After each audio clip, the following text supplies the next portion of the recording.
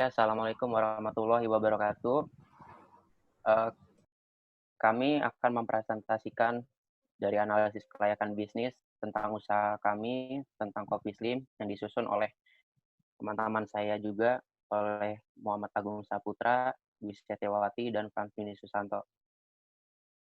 Agendanya ada 8. Pertama dari aspek pasar dan pemasaran, aspek teknis dan operasi, aspek manajemen dan SDM, aspek hukum, aspek ekonomi, sosial, dan politik, aspek AMDAL, aspek keuangan, dan terakhir aspek resiko.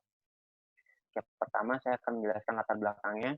Di sini dari sudut pandang permintaan, pasar bubuk kopi di Indonesia itu memiliki potensi yang cukup besar. Sampai saat ini, pasar kopi olahan sudah menjadi industri yang sangat terfragmentasi. Seiring dengan perkembangan zaman serta teknologi, masa pada saat sekarang ini banyak sekali kita temui industri pengolahan kopi. Kopi biasanya dikonsumsi pada waktu pagi hari, baik pada saat sarapan maupun sebelum melakukan aktivitas agar memberikan rasa segar pada tubuh. Kopi merupakan salah satu produk minuman terpopuler yang banyak dikonsumsi oleh masyarakat Indonesia maupun masyarakat di dunia atau segala kalangan. Oke, jadi dari kondisi bisnis kita ini, produk yang kita buat itu yaitu kopi slim. Kopi slim itu kopi yang berbentuk kemasan kotak. Kopi yang terbuat dari bahan pilihan yang dicampur dengan berbagai rasa buah-buahan yang mengandung vitamin.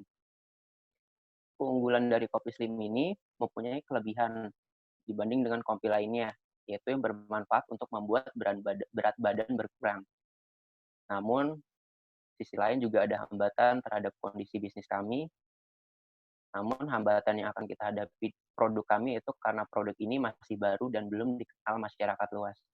Maka akan mempersulit perusahaan untuk membuat konsumen percaya pada produk ini. Oke, saya akan menjelaskan dari aspek pertama, yaitu aspek pasar dan aspek pemasaran. Analisis potensi pasar. Pemilihan lokasi. Untuk memilih lokasi, kami memiliki lokasi pabrik di daerah Bandung dikarenakan mudah untuk mendapatkan biji kopi dan buah-buahan yang berkualitas.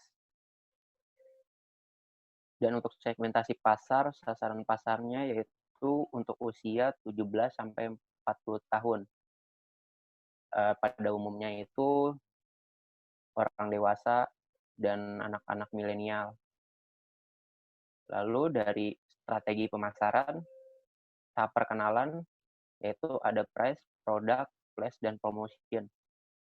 Dan ini ada 4 tahap, yaitu tahap pertumbuhan.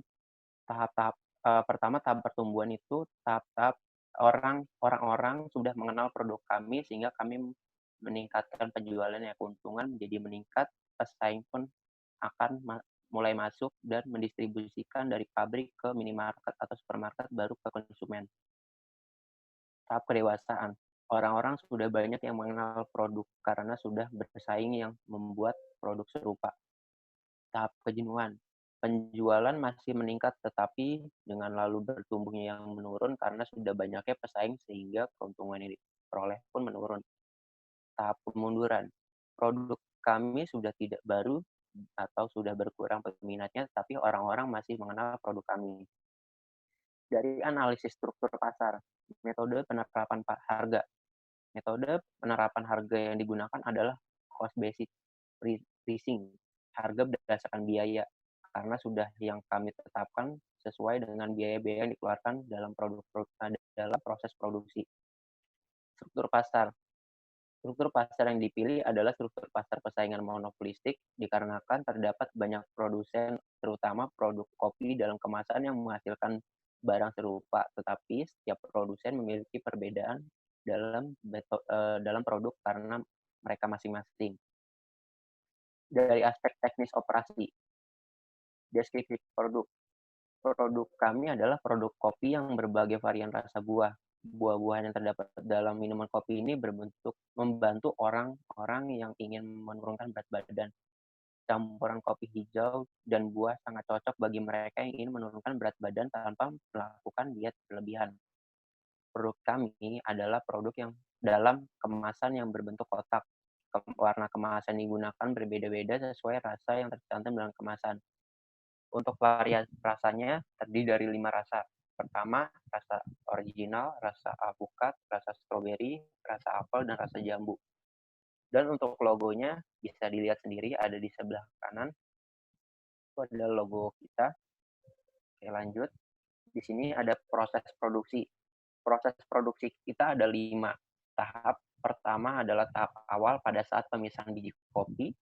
Kedua ada tahap distribusian ke mesin sangrai. Ketiga ada penggilingan biji kopi.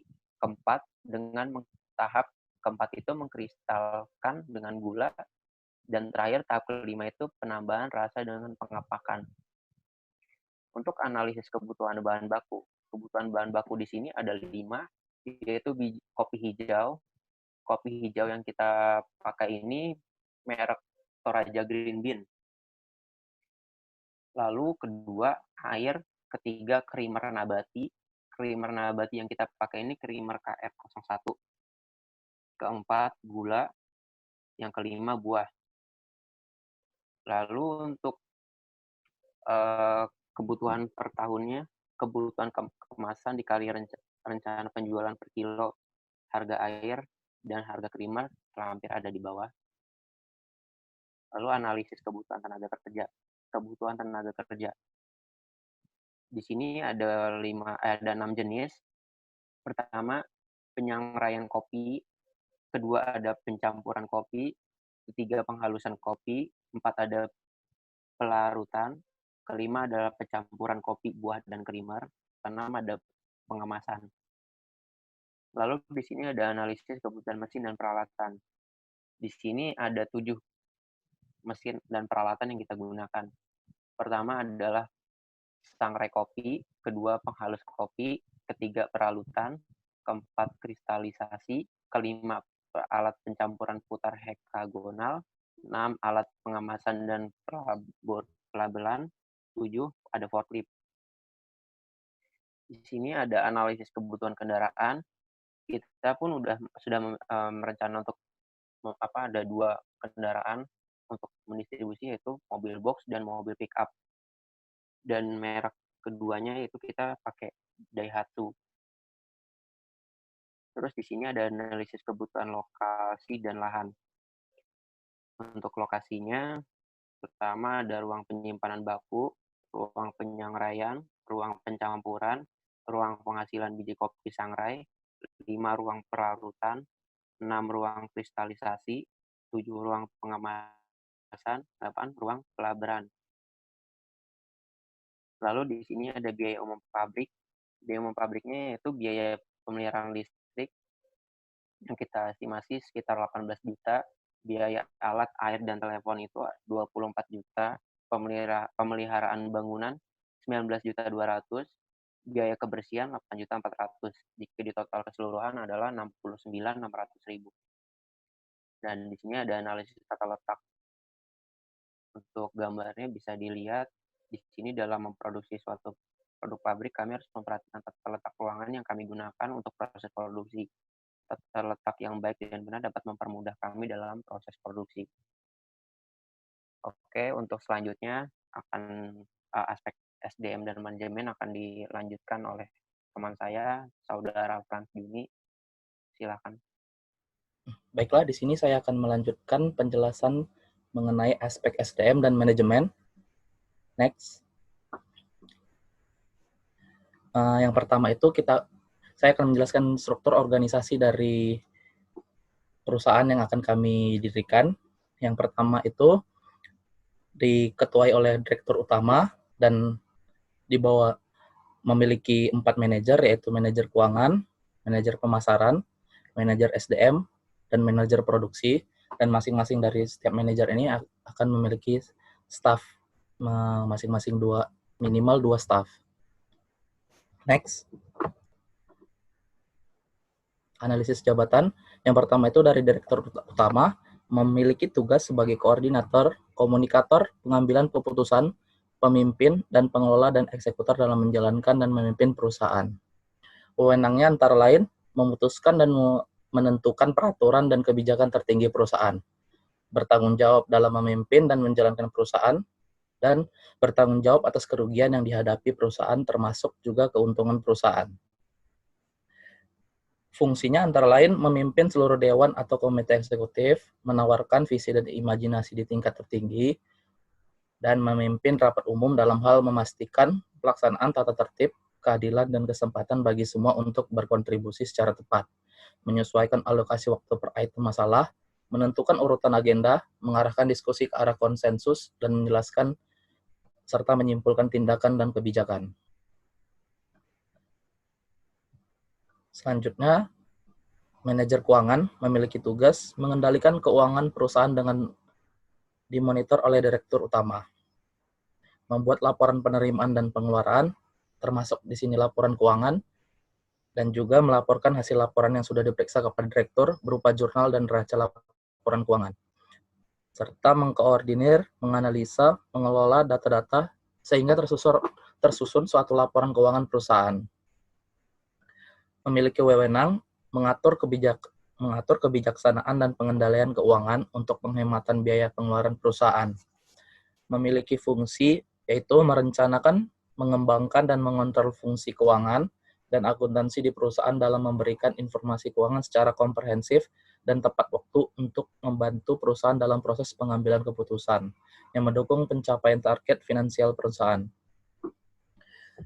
Manajer keuangan memiliki tanggung jawab antara lain mengambil keputusan yang berkaitan dengan pembelanjaan, merencanakan, mengatur, dan mengontrol perencanaan, laporan, dan pembiayaan perusahaan, merencanakan, mengatur, dan mengontrol arus kas perusahaan, dan juga merencanakan, mengatur, dan mengontrol pengembangan sistem dan prosedur keuangan perusahaan.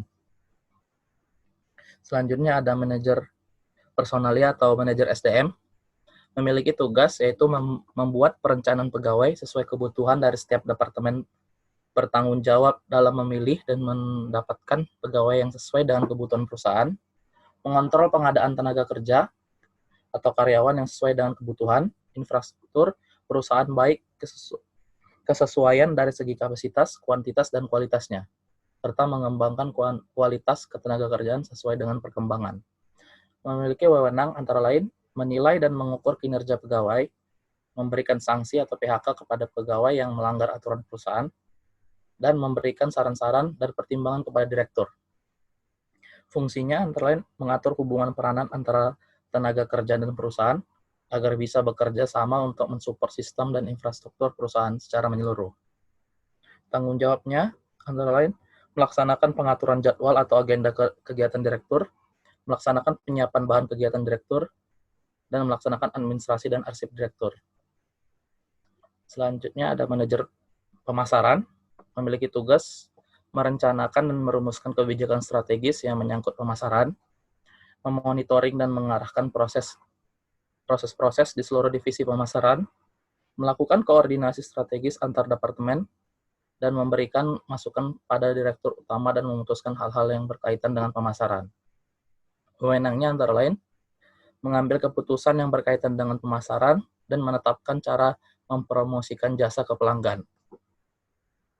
Tanggung jawabnya yaitu bertanggung jawab atas seluruh kegiatan pemasaran. Dan yang keempat ada manajer produksi, memiliki fungsi mengelola fungsi produksi untuk memastikan proses produksi dan produk selalu memenuhi persyaratan pembeli atau pelanggan dan sasaran perusahaan. Tugasnya antara lain memastikan pencapaian sasaran mutu produksi, menetapkan kebijakan produksi, memastikan kesiapan semua peralatan produksi tepat waktu, menetapkan rencana proses produksi sesuai persyaratan produk dan memastikan pelaksanaannya. Dan melakukan review kinerja produksi secara periodik sesuai kebutuhan perusahaan atau permintaan manajemen. Wewenangnya antara lain kewenangan untuk menentukan strategi dan pelaksanaan produksi, mengusulkan promosi dan memberikan teguran atau peringatan secara lisan dan tertulis kepada setiap personil di bawahnya. Tanggung jawabnya memastikan pengendalian dokumen yang terkait dengan produksi, menghadiri rapat-rapat manajemen atau rapat lain di perusahaan. Dari analisis jabatan tadi yang dari direktur, manajer, para manajer, dan juga stafnya memiliki spesifikasi jabatan. Yang pertama itu dari direktur utama, dari pendidikan minimal S2, jurusan yang terkait dengan bisnis, manajemen keuangan, atau marketing, dan minimum pengalaman kerja 5 tahun sebagai manajer di bidang business development dan marketing di industri sejenis.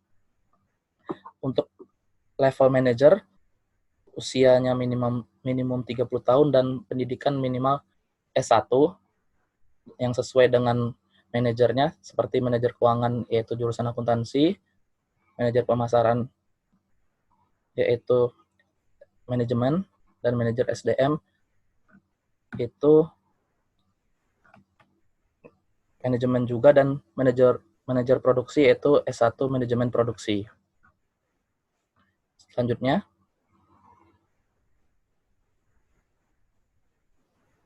untuk kompensasi tenaga kerja kami menyusun dari setiap tingkat jabatan memiliki gaji tersendiri masing-masing. Yang dari direktur itu kisaran gajinya per bulan 17 juta. Untuk level manager, di sini kami membuat rancangan untuk manajer keuangan gaji per bulannya 12 juta, sedangkan untuk manajer pemasaran 11 juta, manajer SDM itu 10 juta, dan manajer produksi 11 juta. Di level staff, kami memperkirakan gaji per bulannya antara 8 sampai 6 juta.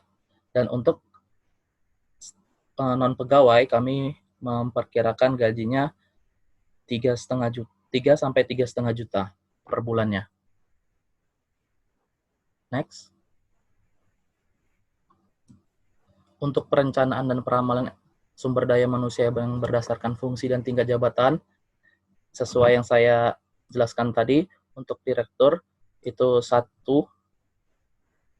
dan manajer ada 4, staffnya itu tadi ada 2, dan non-staffnya kita susun dari keuangan 2, dan untuk operasional sendiri 3.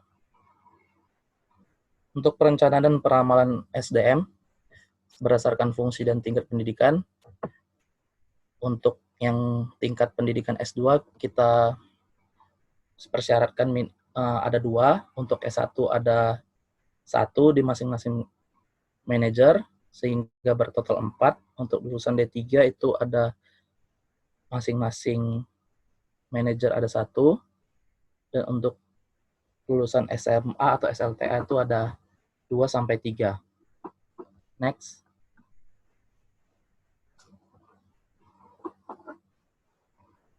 Next.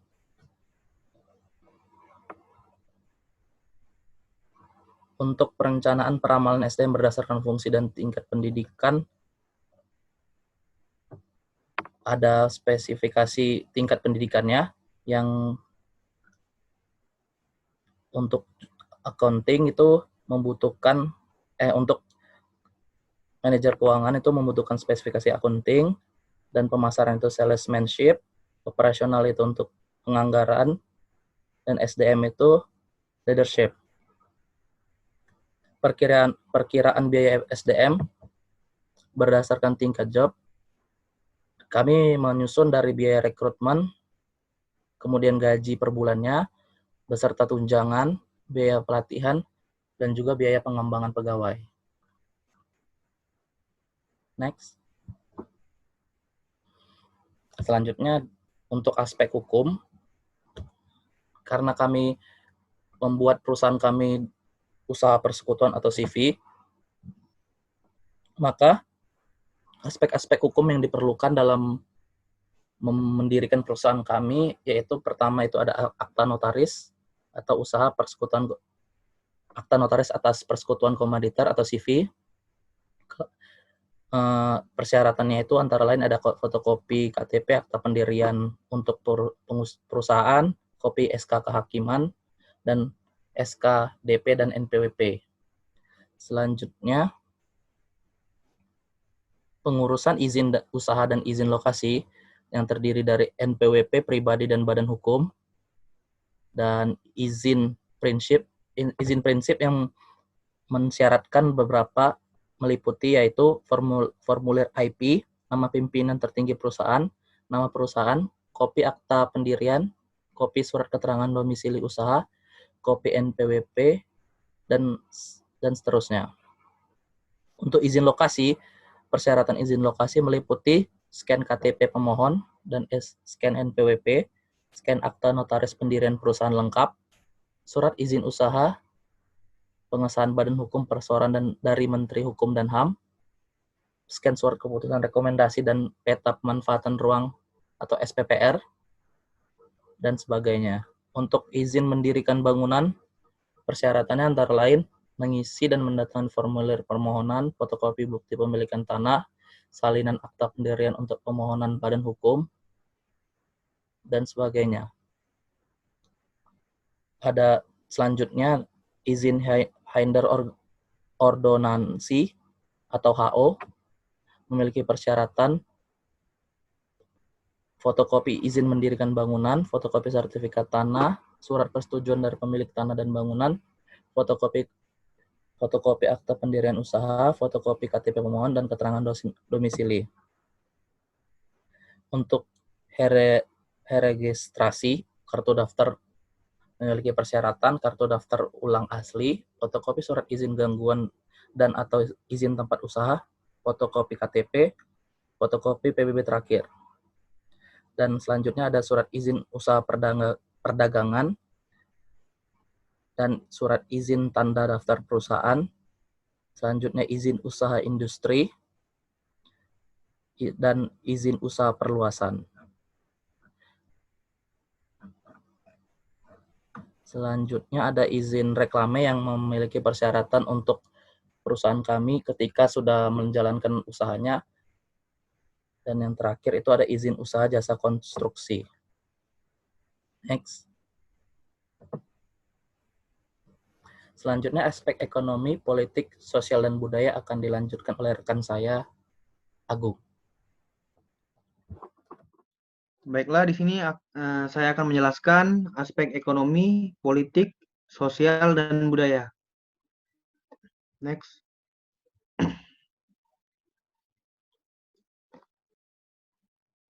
Di aspek ekonomi, yang pertama itu ada sisi rencana pembangunan nasional.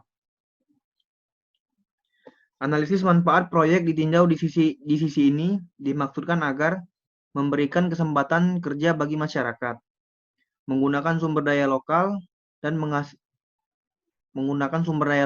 menghasilkan dan menghemat devisa. Kemudian di sisi distribusi nilai tambah, proyek yang akan dibangun memiliki nilai tambah hendaknya dapat dihitung secara kuantitatif.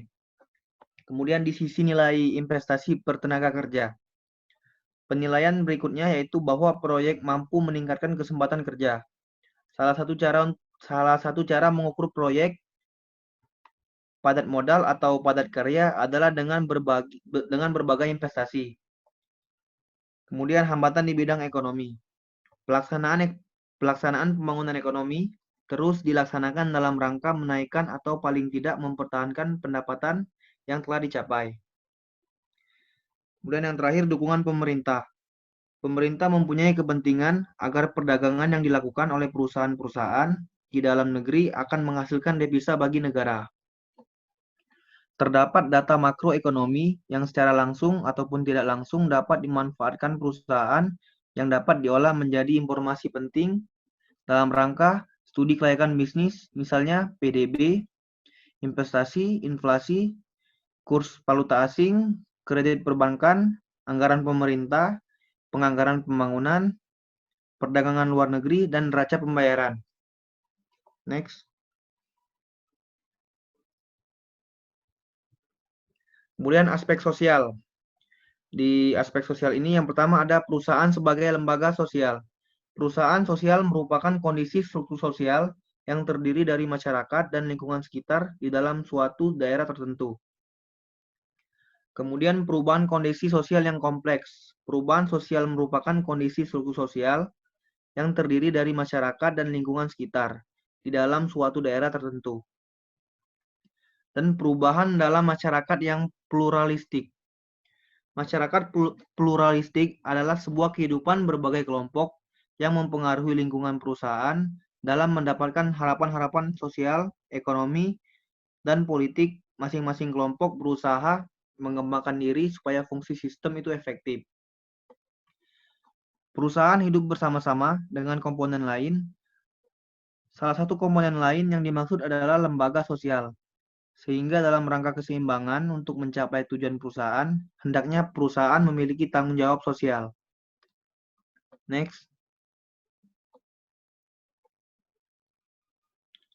Kemudian di aspek politik, yang pertama itu ada isu strategis. Isu strategis merupakan suatu informasi pemberitaan sosial yang mencakup informasi publik yang berkaitan dengan perubahan lingkungan, masyarakat, dan pemerintahan. Kemudian yang kedua ada penyelenggaraan pemerintahan.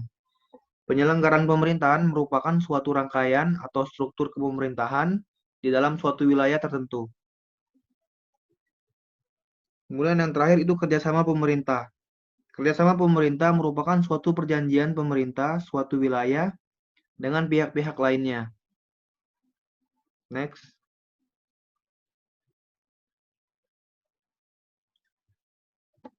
Implikasi pada studi kelayakan bisnis. Di bidang ekonomi, yaitu bagaimana kondisi ekonomi serta peran pemerintah dapat menunjang rencana bisnis, selain bagaimana peran bisnis setelah diimplementasikan dapat sedikit banyaknya mendukung pemerintah untuk memajukan ekonomi masyarakat. Kemudian di bidang sosial, yaitu bagaimana kondisi sosial akan saling mempengaruhi rencana bisnis. Dan di bidang politik, yaitu bagaimana aspek politik akan berpengaruh pada rencana bisnis. Next.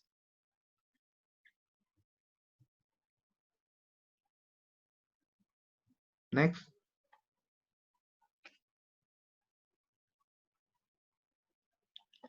Kemudian aspek AMDAL. Next.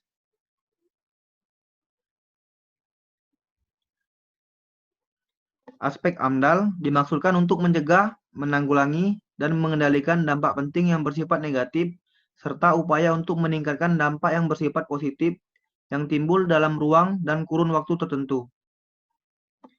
Pada tahap praoperasi, kami melakukan pemasangan instalasi listrik. Dampak penting yang akan dikelola dalam kegiatan ini adalah keresahan masyarakat. AMDAL pada saat praoperasi tujuannya adalah untuk pengelolaan lingkungan, ini, yaitu untuk mengurangi keresahan masyarakat akibat kebisingan yang timbul akibat pemasangan instalasi listrik. Kemudian ada aspek AMDAL pada saat operasional, yaitu ada beberapa hal yang kami perhatikan. Salah satunya mobilisasi alat berat yang mempunyai dampak dalam hal ini yang akan dikelola, yaitu AMDAL pada saat operasional perusahaan, yaitu kebisingan suara mesin. Dampak penting yang dikelola yaitu timbulnya keresahan masyarakat akibat kebisingan yang ditimbulkan dari alat yang digunakan untuk proses produksi. Mobilisasi tenaga kerja, dampaknya penting yang dikelola yaitu adanya kesempatan kerja bagi penduduk lokal, terutama untuk pengangkutan material. Next. Kemudian aspek keuangan akan dilanjutkan oleh teman saya, Dwi Setiawati. Selanjutnya, saya akan mempresentasikan tentang aspek keuangan. Next. Di mana aspek keuangan itu terdiri dari pembiayaan proyek periode praoperasi, di mana terdiri dari investasi harta tetap. Investasi harta tetap terdiri dari tanah, bangunan, kendaraan, mesin atau peralatan, dan terakhir adalah investasi kantor. Tanah kita tidak membeli karena kami perusahaannya hanya membeli sebuah bangunan yang dapat langsung digunakan untuk proses produksi, di mana bangunan itu sumber pembiayaannya terdiri dari modal sendiri dan kredit pembiayaan pengajuan terhadap bank. Kemudian ada kendaraan, kendaraan itu juga terdiri dari sumber pembiayaannya ada dari modal sendiri dan kredit modal bank. Kemudian mesin atau peralatan itu digunakan sumber pembiayaannya terdiri dari modal sendiri dan kredit pembiayaan bank. terakhir adalah investasi kantor. Investasi kantor itu totalnya itu sumber pembiayaannya menggunakan dari modal sendiri, karena investasi kantor itu terdiri dari perlengkapan atau peralatan yang digunakan pada saat karyawan di perusahaan tersebut seperti ATK, alat-alat ATK, kemudian alat pendukung lainnya, sehingga investasi kantor menggunakan modal sendiri, tidak menggunakan pembiayaan dari bank.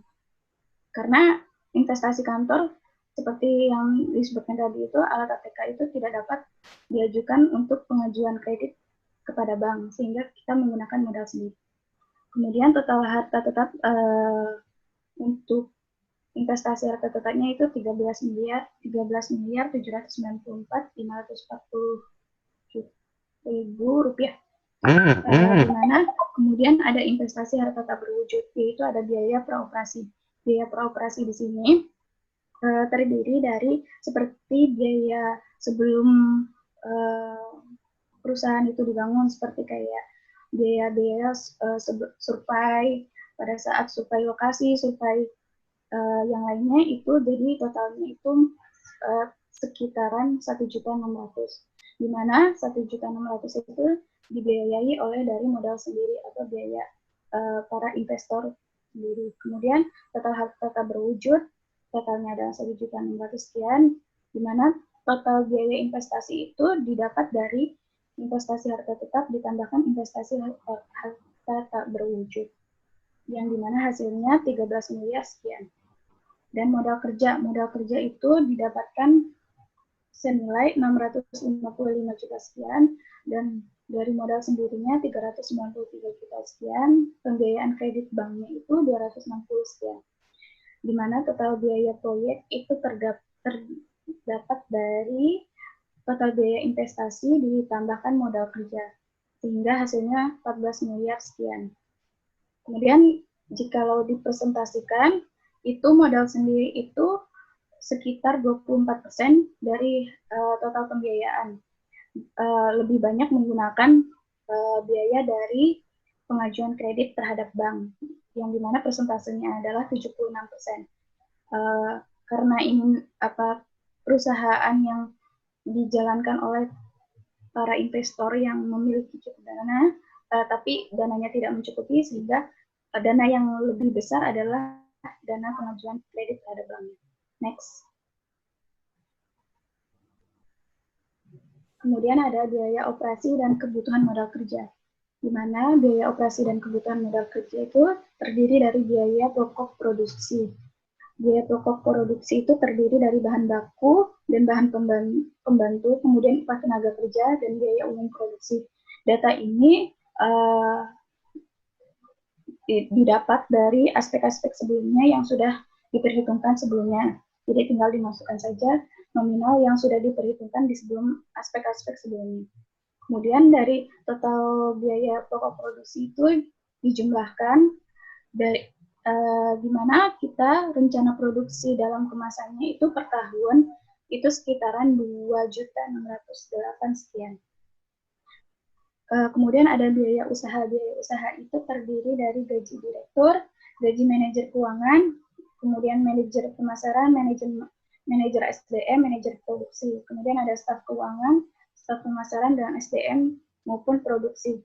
Ini semua biaya usaha itu dapat diperhitungkan pada saat aspek-aspek sebelumnya. Jadi di sini cuma tinggal memindahkan datanya saja. Kemudian dijumlahkan total biaya usahanya. Dari total biaya usaha, kita mendapatkan total biaya operasi per tahun, yaitu didapat dari total biaya produksi ditambahkan total biaya usaha, yang dimana nominalnya itu senilai 7.860.000 sekian. Kemudian kita perhitungkan kebutuhan modal kerjanya. Kebutuhan modal kerja itu didapatkan dari 1/12, satu itu satu periode sama 1 tahun, 12 itu 12 bulan dari 1 tahun, kemudian dikalikan total biaya operasi per tahunnya. Kemudian akan mendapatkan nilai senilai 655 juta sekian. Next. Kemudian ada proyeksi laba rugi. Proyeksi laba rugi ini kita memperhitungkan atau memprediksi selama 5 tahun ke depan, di mana dimulai dari 2020 sampai dengan berakhir 2024. Rencana produksi itu kita ambil dari yang proyeksi sebelumnya, kemudian 2021 itu kenaikannya sekitar 5% dari tahun sebelumnya, kemudian 2022 dan 2000 sampai 2024 kenaikannya sama 5% dari rencana produksi dari 2020-nya. Kemudian harga jual kita dimulai dari Rp6.785 per produk atau per kemasan kotaknya. Yaitu sama setiap tahunnya itu memiliki kenaikan 5% dari harga jual dari 2020. Kemudian ada hasil penjualan. Hasil penjualan itu didapatkan dari rencana produksi dikalikan dengan harga jual. Maka akan mendapatkan nominal 8 miliar sekian untuk 2020 dan 2024-nya mendapatkan 12 miliar 700 juta sekian. Kemudian ada biaya pokok produksi. Biaya pokok produksi terdiri biaya bahan baku dan bahan pembantu, kemudian upah tenaga kerja dan biaya produksi. Nominal ini didapat dari aspek perhitungan proyeksi sebelumnya. Tinggal di copy paste, kemudian sama seperti harga jual dan rencana produksi, kenaikannya dari perhitungan di 2020-nya 5% dari 2020 tersebut. Kemudian total biaya produksi ditambahkan dari biaya pokok produksi, bahan baku, upah tenaga kerja, biaya memproduksi itu ditambahkan dalam 2020 mendapatkan nominal senilai 6 miliar sekian. Kemudian yang 2024 6 miliar 952 juta sekian. Kemudian dari total biaya produksi mendapatkan hasil laba kotor, yang dimana perhitungannya didapat dari hasil penjualan dikurangi biaya produksi, maka akan mendapatkan laba kotor. Kemudian ada biaya usaha. Biaya usaha sama seperti tadi, cuma tinggal dipindahkan saja dari proyeksi sebelumnya.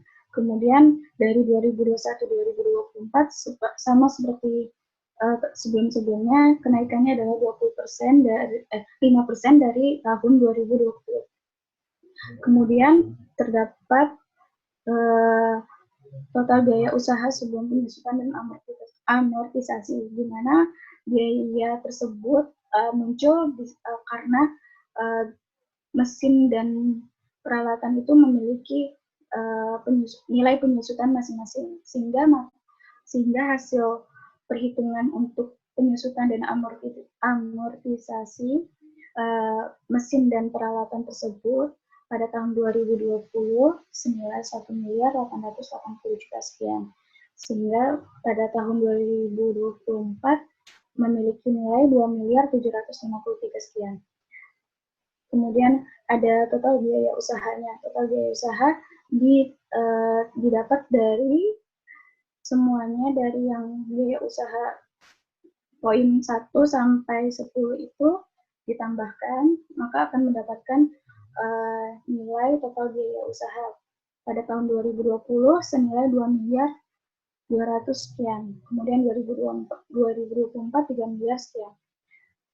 Kemudian dari total biaya usaha kita dapat memperhitungkan laba usahanya, di mana kita dapat nilai laba usaha dari laba kotor dikurangkan total biaya usaha. Jadi laba kotornya dikurangkan total biaya usahanya senilai 529 juta sekian. Maka laba usaha yang diperoleh tahun 2024 senilai 2 miliar 684 juta sekian. Kemudian ada biaya bunga. Biaya bunga ini muncul karena kami perusahaannya pembiayaan pada saat awal dibangun perusahaan tersebut menggunakan biaya dari bank, maka akan muncul biaya bunga. Sehingga biaya bunga itu senilai pada 2020 senilai 145 juta sekian, kemudian 2024 semakin menurun yaitu 109 juta sekian.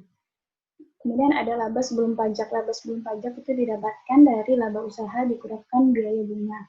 Maka hasilnya itu 384 juta sekian pada tahun 2020 dan 2024 mendapatkan nominal 2.575 juta sekian.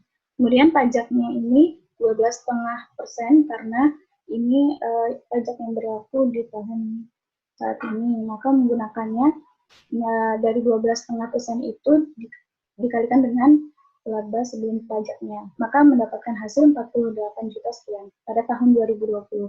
Kemudian pada tahun 2024 senilai pajaknya itu 321 juta sekian. Dari perhitungan pajak maka akan kita mendapatkan laba bersih, yaitu perhitungannya dari laba sebelum pajak dikurangkan dengan pajaknya. Maka dari laba bersih tahun 2020 senilai 336 juta sekian, kemudian 2024 2.253 juta sekian. Next.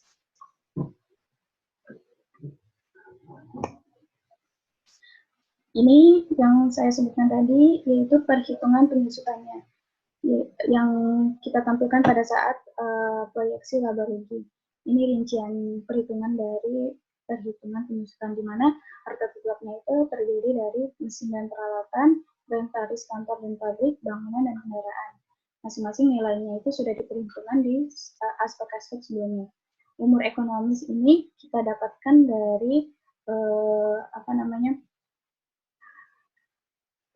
kegunaan mesin dan peralatannya itu mencapai hanya sekitaran kurang lebih 7 sampai, kalau untuk mesin dan peralatan itu paling maksimal ada 7 tahun, kemudian untuk bangunan diperkirakan sampai 20 tahun baru direnovasi, dan mesin peralatan itu setelah 7 tahun itu perlu untuk diperbaharui untuk pembelian mesin dan peralatannya.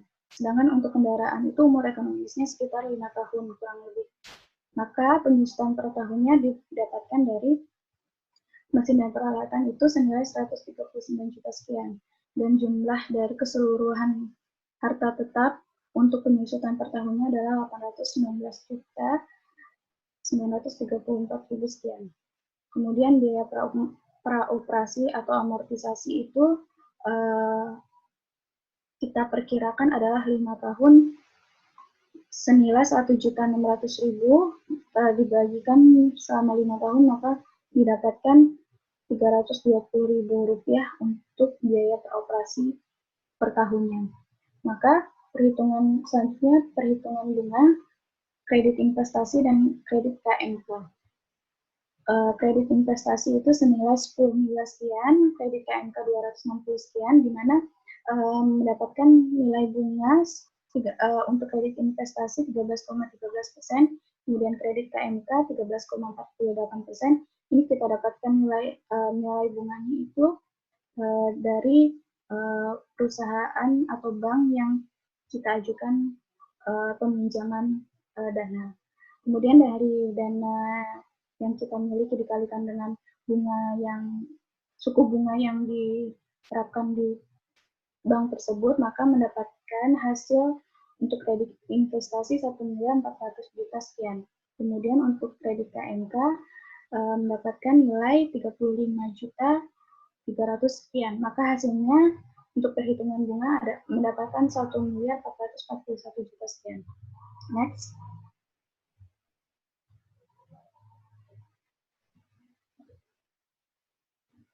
Kemudian ada proyeksi arus kas, di mana proyeksi arus kas kita memprediksi atau memperkirakan perhitungannya itu 5 tahun ke depan, di mana proyeksi arus kas itu terdiri dari rencana produksi itu terdapat dari neraca sebelumnya kita perhitungkan, kemudian kita perhitungkan untuk arus kas masuk atau penerimaan kas, dan arus kas keluar atau pengeluaran kas, sehingga mendapatkan nanti saldo akhir untuk proyeksi arus kas. Arus kas masuknya itu atau penerimaan kas terdiri dari saldo kas awal, kemudian hasil penjualan, pelunasan piutang, modal sendiri, kredit investasi, kredit modal kerja. kemudian akan mendapatkan nominal total arus kas, di mana modal sendiri, kredit investasi, dan kredit modal kerja berada di saat periode praoperasi. Setelah 5 tahun kemudian tidak akan muncul karena akan diperhitungkan untuk ke saldo kas awal, kemudian hasil penjualannya, sehingga diakumulasikan ke tahun-tahun sebelumnya. Kemudian ada arus kas keluar. Arus kas keluar atau pengeluaran kas itu terdiri dari investasi, biaya pokok produksi, biaya usaha sebelum penyusutan dan amortisasi, biaya bunga kredit, dan pajak. Di mana total arus kas keluarnya senilai 13 miliar pada saat periode praoperasi adalah 13 miliar 796 juta sekian. Kemudian pada tahun 1, 9 miliar 666 juta sekian. Sehingga pada tahun kelima, nominalnya semakin menaik karena ada presentasi kenaikan pada saat pajak maupun biaya bunganya semakin tahun semakin bertambah. Maka hasil tahun kelima diprediksi untuk arus kas keluarnya senilai 11 miliar sekian. Di mana dari arus kas masuk dan arus kas keluar akan mendapati kas neto. Kas neto itu arus kas masuk dikurang arus kas keluar, sehingga akan muncul surplus atau defisit, atau di mana mendapatkan kerugian atau keuntungan. Terlihat pada periode praoperasi terdapat keuntungan senilai 655 juta, kemudian tahun pertama 4 miliar sekian, sampai dengan tahun kelima kita mendapatkan 25 miliar 500 juta sekian. Di mana setelah itu kita memperhitungkan kewajiban bank. Kewajiban bank diperuntukkan untuk angsuran kredit investasi dan angsuran kredit modal kerja yang kita pinjam untuk pembiayaan awal operasi pada saat pembangunan atau pembentukan perusahaan. Di mana pada saat periode praoperasi, angsuran kredit investasi dan angsuran kredit modal kerja tidak munculnya pada saat tahun pertama. Kemudian kita akan memperhitungkan untuk tahun pertama itu angsuran kredit investasi senilai 140 juta sekian, angsuran kredit modal kerja 206 sekian, kemudian dijumlahkan maka mendapatkan total kewajiban sekian. Seterusnya pada saat angsuran kredit modal kerja hanya muncul pada saat tahun pertama. Tahun berikutnya tidak akan muncul lagi karena dia seperti bunga flat. Jadi munculnya bunga flat, iya benar. Jadi dia munculnya pada saat awal tahun saja. Kemudian pada saat totalnya total kewajiban pada tahun pertama 402 sekian, kemudian tahun kedua dan tahun ketiga, tahun keempat senilai 140 juta sekian. Kemudian terdapat saldo akhir, yaitu didapat dari kas neto atau surplus atau defisit ditambahkan dengan kewajiban bank, total kewajiban bank, maka mendapatkan 655 sekian. Sedangkan jadi saldo akhir itu didapatkan dari kas neto dikurangkan dengan total kewajiban bank, di mana jadi periode praoperasi tetap dengan nilai 655 juta sekian, kemudian tahun pertama 4 miliar sekian dikurangkan dengan total kewajiban 400 juta sekian, maka hasilnya saldo akhir senilai 3 miliar sekian, dan seterusnya sampai tahun kelima. Next.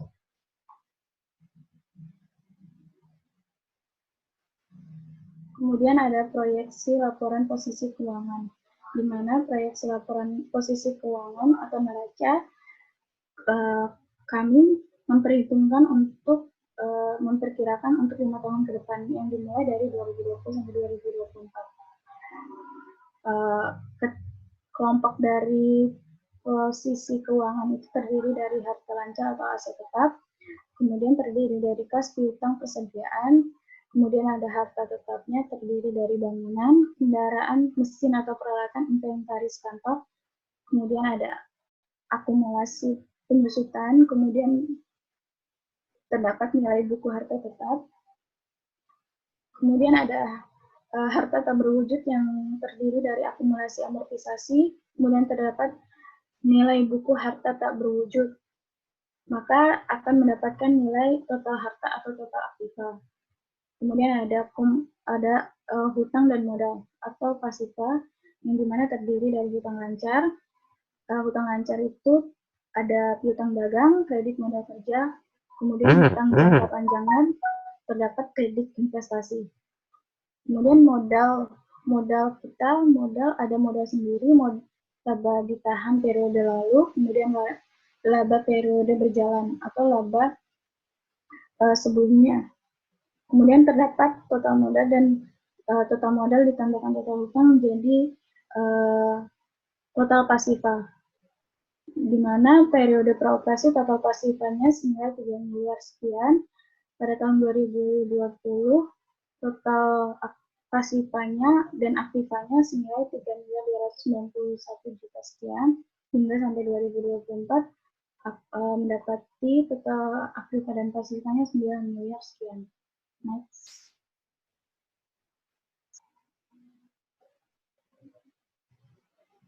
Kemudian ada penilaian investasi. Penilaian investasi itu untuk melihat dari perhitungan proyeksi laba rugi maupun posisi keuangan, dilihat apakah usaha atau yang kita bangun layak atau tidak untuk dilanjutkan ke pemasaran. Maka kita memperhitungkan penilaian investasi, di mana penilaian investasi itu terdiri dari perhitungannya EAT, penyusutan amortisasi, penyesuaian bunga. Jadi totalnya total cash flow. Kemudian 2020 total cash flow-nya 799 juta sekian, dan 2024 total cash flow-nya 2 miliar sekian. Maka perhitungan net present value dari perhitungan di atas, kita mendapatkan 2020 799 juta sekian, DF-nya itu atau suku bunga banknya senilai 13,13%, maka untuk tahun 2020 nominalnya untuk bunga 0,88 sekian. PF of cash flow itu didapatkan dari cash flow dikalikan dengan DF-nya. Maka di 2020 mendapatkan nominal 700 sekian. Sampai dengan 2024 dengan nominal PF of cash flow-nya senilai 1.449 juta. Sehingga total present value of cash flow senilai 5.500 juta. Total present value of investment senilai 3.200 juta sekian. Yang net present value-nya senilai 2.290 juta sekian. Kemudian kita memperhitungkan perhitungan accounting rate of return, di mana rata-rata EAT sama dengan 4 miliar sekian dibagikan dengan 7 miliar itu dari rata-rata investasi, dikalikan 100% sehingga mendapatkan nilai 59,73%. Next.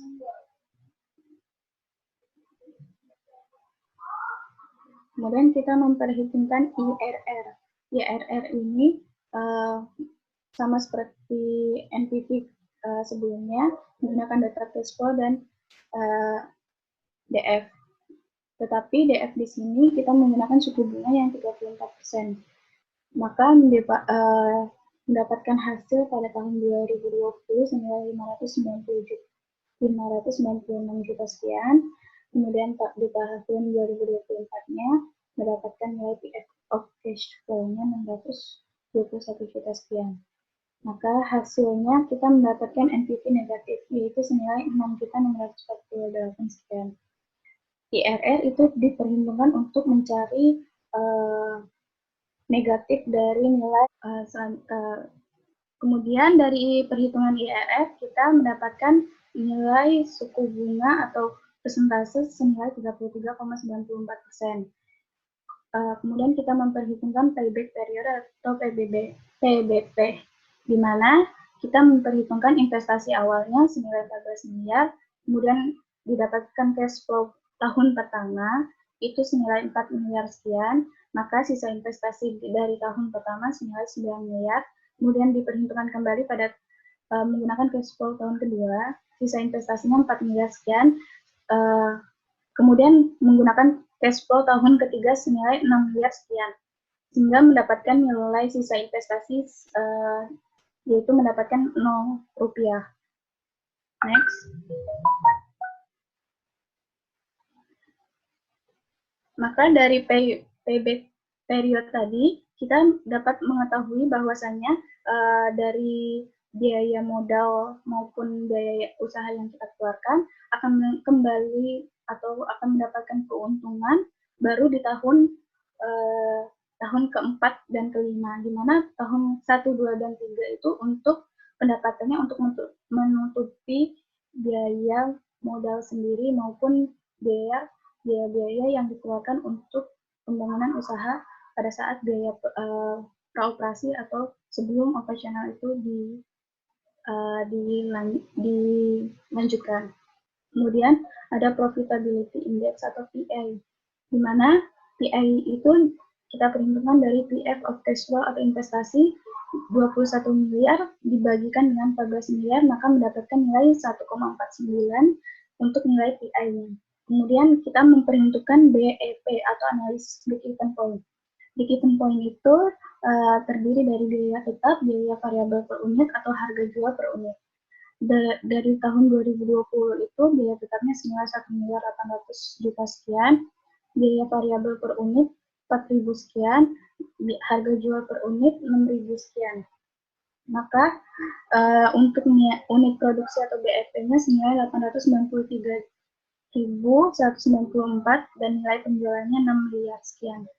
Sedangkan tahun 2024 untuk biaya tetapnya 2 miliar sekian, biaya variabel per unitnya 4.222, harga jual per unit 7.000 sekian, kemudian harga unit BEP atau unit produksinya senilai 785.227. Sehingga dari tahun 2020 sampai 2024 kita memiliki penurunan untuk nilai BEP-nya. Untuk hasil nilai penjualannya senilai 6 miliar sekian. Next.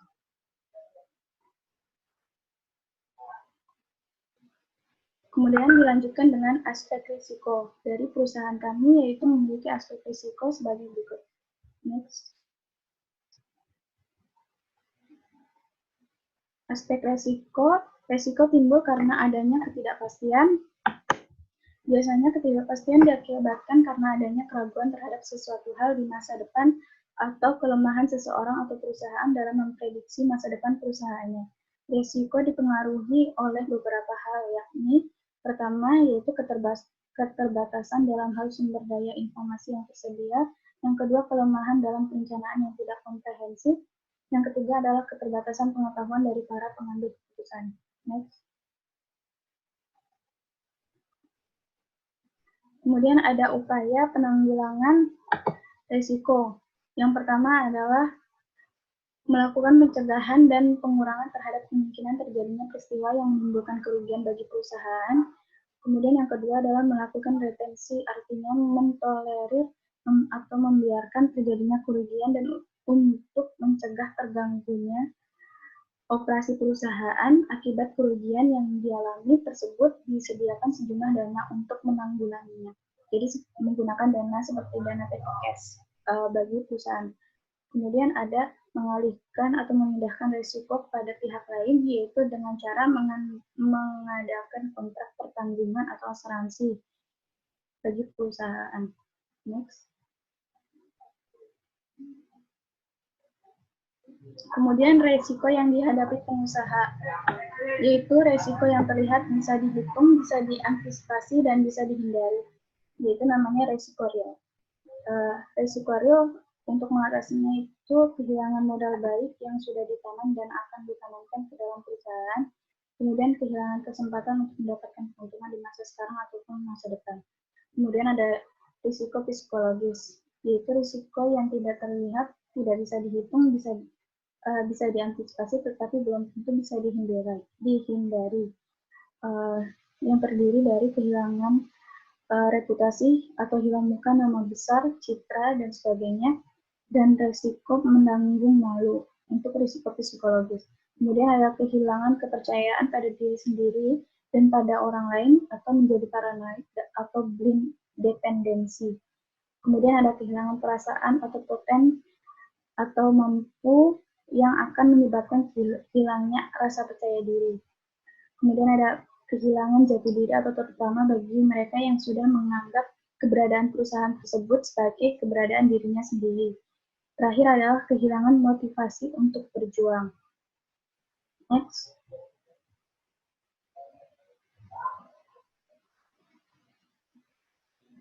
Sekian presentasi dari kelompok kami untuk perusahaan Covisin. Kurang lebihnya mohon maaf apabila ada kesalahan dalam presentasi kali ini. Wassalamualaikum warahmatullahi wabarakatuh.